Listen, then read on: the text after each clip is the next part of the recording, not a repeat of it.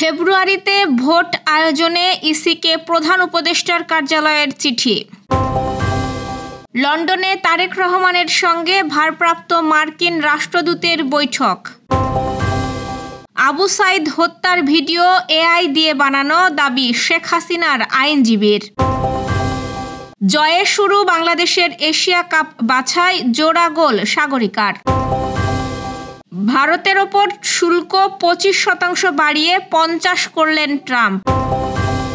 প্রথমবারের মতো সমুদ্রপথে দুবাইতে কাঁঠাল রপ্তানি। দর্শক, গ্রামের কাগজের সকালের খবরে আপনাকে স্বাগত। শুনছিলেন প্রধান প্রধান শিরোনাম, এছাড়াও রয়েছে রাশিফল।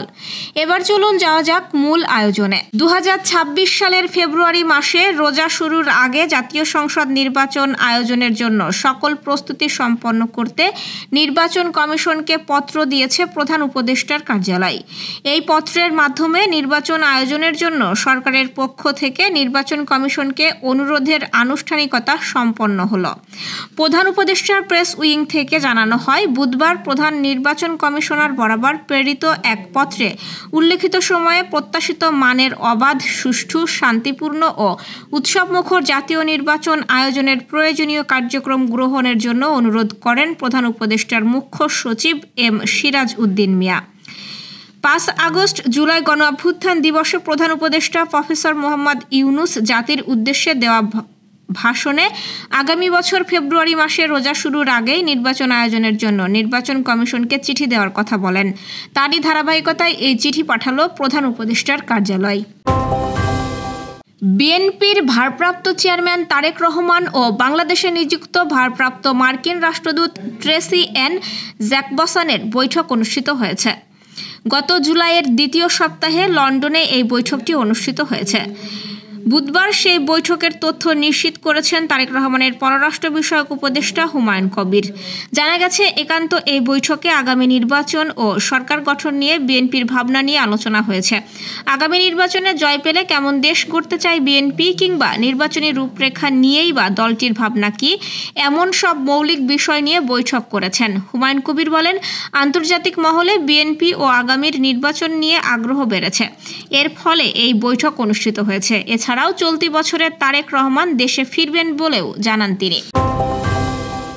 জুলাই আগস্ট আন্দোলনে সংগঠিত মানবতাবিরোধী অপরাধের মামলায় সাবেক প্রধানমন্ত্রী শেখ হাসিনা সহ 3 জনের বিরুদ্ধে বুধবার তৃতীয় দিনের সাক্ষ্য গ্রহণ শেষ হয়েছে।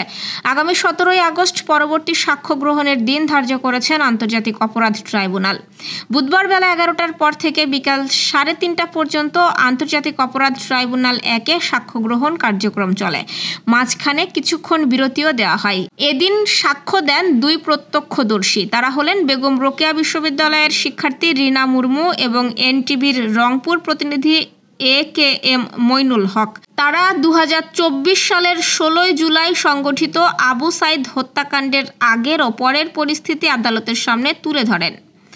সাক্ষ্য গ্রহণ শেষে আসামি পক্ষের রাষ্ট্রনিযুক্ত আইনজীবী আমির হোসেন 2 সাক্ষীকে জেরা করেন। সাংবাদিক মইনুল হককে জেরা করতে গিয়ে আইনজীবী আমির হোসেন দাবি করেন, আবু সাইদের ওপর হামলার যে ভিডিও ফুটেজ রয়েছে তা কৃত্রিম বুদ্ধিমত্তা ব্যবহার করে তৈরি করা হয়েছে। তবে মইনুল হক এই দাবি অস্বীকার করে জানান, ফুটেজটি তিনি নিজেই ধারণ করেছেন এবং সেটি সম্পূর্ণ সত্য। স্বপ্ন পূরণ করতে হলে দারুণ কিছুই করতে হবে বাংলাদেশের অনূর্ধ্ব 20 নারী দলকে। বুধবার লাওসে উদ্বোধনী ম্যাচ খেলতে নেমে সেই দারুণ কিছুই করেছেন মেয়েরা। স্বাগতিকদের বিপক্ষে 3-1 ব্যবধানের জয়ে অনূর্ধ্ব 20 নারী এশিয়া কাপ বাছাই শুরু করেছে বাংলাদেশ। তাতে যুব পর্যায়ের এশিয়া কাপের মূল পর্বে সুযোগ পাওয়ার ক্ষেত্রে প্রথম পরীক্ষায় পাশ করেছে বাংলাদেশ। দলের হয়ে জোড়া গোল করেন মোসাম্মদ সাগরিকা, আর অন্যটি মুনকি আক্তার। প্রতিপক্ষের ব্যবধান কমানো গোলটি করেন আন্না কেউ ওনসে।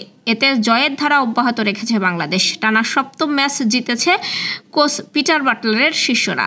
এর আগে টানা 6 ম্যাচ জিতে সাফ অনূর্ধ্ব 20 নারী চ্যাম্পিয়নশিপে অপরাজিত চ্যাম্পিয়ন হয়েছিল বাংলাদেশ।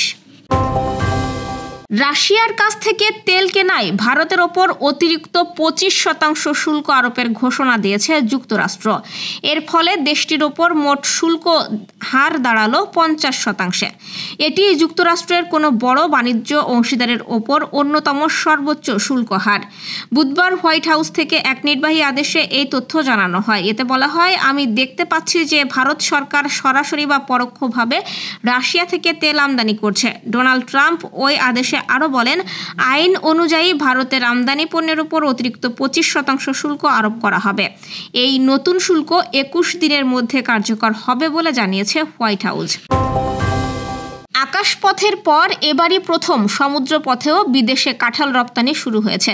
গত মে মাসে প্রথমবারের মতো সমুদ্রপথে 3500 কেজি কাঁঠাল দুবাই পাঠিয়েছে রাজধানী ঢাকার রপ্তানি প্রতিষ্ঠান ইউনিভার্স স্টাইল। পরিবহনে 26 দিনের বেশি সময় লাগার পরও তাদের পাঠানো কাঁঠালগুলোর মান ঠিক থাকায় সমুদ্রপথে কাঁঠাল রপ্তানি তৈরি হয়েছে আশার আলো। রপ্তানিকারকরা বলছেন, সমুদ্রপথে ফল রপ্তানিতে সরকার যদি সুযোগ সুবিধাগুলো নিশ্চিত করে তাহলে তৈরি হবে নতুন দিগন্ত। ইউনিভার্স স্টাইলের ব্যবস্থাপনা পরিচালক সাইফুজ্জামান মানিক জানিয়েছেন, সমুদ্রপথেও বিদেশে কাঁঠাল রপ্তানি করা সম্ভব। গত মে মাসে তারা 3500 কেজি কাঁঠাল দুবাইতে রপ্তানি করেছে। জাহাজটি চট্টগ্রাম সমুদ্র বন্দর থেকে 12 দিনে দুবাইয়ের জেবল আলী বন্দরে গিয়ে পৌঁছানোর কথা ছিল, কিন্তু সেখানে সময় লেগেছে প্রায় 26 দিন। এরপরও কাঁঠালগুলোর মান ঠিক ছিল। 35% বেশি কাঁঠালের গায়ের রং একেবারেই স্বাভাবিক ছিল। দর্শক, এ পর্যায়ে জেনে নিব কেমন যাবে আপনার আজকের দিন, অর্থাৎ 7 আগস্টের রাশিফল। মেষ রাশির ব্যবসায়ে অশান্তির বাধার আশঙ্কা রয়েছে এবং বুকের সমস্যা বৃদ্ধি পাবে। বৃষ রাশির বুদ্ধির ভুলে কোনো ক্ষতি হতে পারে, একটু সাবধান থাকা দরকার এবং ভালো কাজে নিরাশ হয়ে ফিরে আসতে হবে। মিথুন রাশি, প্রেমের ব্যাপারে মানসিক অবসাদ বাড়বে, ব্যবসায়ে লাভ বৃদ্ধি হবে এবং তবে খরচও বাড়বে। কর্কট রাশি, কোনো সন্দেহজনক ব্যক্তি থেকে সাবধান থাকুন এবং নতুন কাজের প্রতি ঝোঁক বৃদ্ধি পাবে। সিংহ রাশির দিনটি ভালো খারাপ মিশিয়ে কাটবে, বাড়ির কাছে ভ্রমণের ব্যাপারে আলোচনা হবে। কন্যা রাশির ব্যবসায়ে মন্দা দেখা দিতে পারে, বিবাহ নিয়ে অশান্তি হতে পারে। তুলা রাশির শিক্ষাগত যোগ্যতার কারণে ভালো কাজ হাতছাড়া হয়ে যেতে পারে, সম্পত্তি ক্রয় বিক্রয়ে সমস্যা হতে পারে। বৃশ্চিক রাশির মধুর ভাষণের দ্বারা শ্রোতাদের মন জয় করতে পারবেন এবং দাম্পত্য কলহের অবসান হবে। ধনু রাশির সকালের দিকের কাজের জন্য শুভ যোগাযোগ আসতে পারে এবং কর্মস্থানে গুপ্ত শত্রু বৃদ্ধি পেতে পারে। মকর রাশি, অন্যের জিনিসের উপর লোভ সামলাতে না পারলে বিপদে পড়তে পারেন এবং সংসারে মনোকষ্ট বাড়বে। কুম্ভ রাশি, বাড়িতে গুরুজনদের স্বাস্থ্যের উন্নতি হতে পারে এবং অতিরিক্ত বিশ্বাসের খেসারত দিতে হতে পারে। মীন রাশি, চাকরির জায়গায় বিরোধী ব্যক্তির সঙ্গে মিত্রতা হয়ে যেতে পারে এবং প্রতিবেশীদের চিকিৎসার জন্য সময় ব্যয় হবে। দর্শক, এই ছিল এখনকার আয়োজন। আগামীকাল ঠিক একই সময়ে সকালের খবর আপনার রাশিফল দেখতে ও জানতে চোখ রাখুন গ্রামের কাগজের ইউটিউব চ্যানেল ও ফেসবুক পেজে। আর প্রতিদিনের খবরের আপডেট পেতে গ্রামের কাগজের ইউটিউব চ্যানেল সাবস্ক্রাইব এবং ফেসবুক পেজ ফলো করে রাখতে ভুলবেন না। আমাদের পরবর্তী খবর দেখুন বিকাল 3টায়। শুভ বিদায়।